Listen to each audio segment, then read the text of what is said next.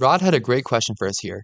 He asked, I typically buy options at delta ranges of 30 to 40.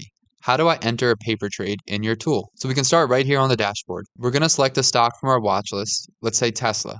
Now we can go to the option chain and find the right call with a delta between 30 and 40.